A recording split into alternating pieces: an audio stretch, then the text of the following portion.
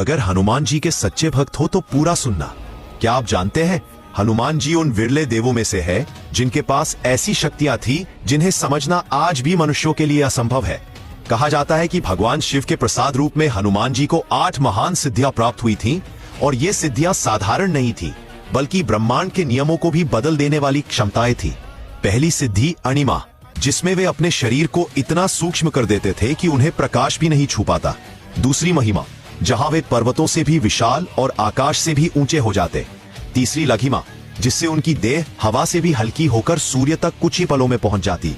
चौथी गरिमा, जिसमें वे पूरा पर्वत, पूरी सेना और यहाँ तक कि पूरा ब्रह्मांड भी उठा सकने की क्षमता रखते थे। पांचवी प्राकाम्य, जिससे वे अदृश्य होकर किसी भी लोक, किसी भी रूप में प्रवेश कर सकते थे। छठी प्राप्ति, जिसमें वे दूरस्थ स्थानों, यहाँ तक कि पाताल या स्वर्ग तक बिना बाधा पहुंच जाते। सातवीं ईशित्व, जहां प्रकृति के तत्व अग्नि, वायु, जल और दिशाएं भी उनके आदेश से चलने लगती थीं। और आठवीं वशित्व, जिसमें दुष्टों के क्रोध, भय और विचार भी उनके नियंत्रण में आ जाते थे। लेकिन सिर्फ सिद्धियां ही नहीं, हनुमान जी के पास 9 दैवी निधान भी थे, जो इस सृष्टि के सबसे प्राचीन और चमत्कारी ऊर्जा स्रोत माने जाते हैं। पद्म, महापद्म, शंख, मकर, कच्छप, नंद, नील, मुकुंद। इन निधानों के बारे में कहा जाता है कि इनके पास अनंत समृद्धि, दिव्य ज्ञान, अद्भुत बल और अनगिनत रहस्यमयी शक्तियां समाई हुई हैं।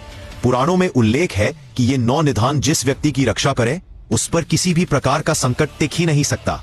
यही कारण है कि हनुमान जी को अजर अमर, अविनाशी, संकट मोचन और सर्वशक्तिमान कहा जाता है। किसी भी युग में, किसी भी दिशा में जहां भक्ति पुकारती है, वहां सबसे पहले पहुंचने वाले वही हैं, पवनसुत हनुमान। और यही वजह है कि आज भी करोड़ों लोग मानते हैं कि हनुमान जी की कृपा मात्र से असंभव भी संभव हो जाता है। जय बजरंगबली।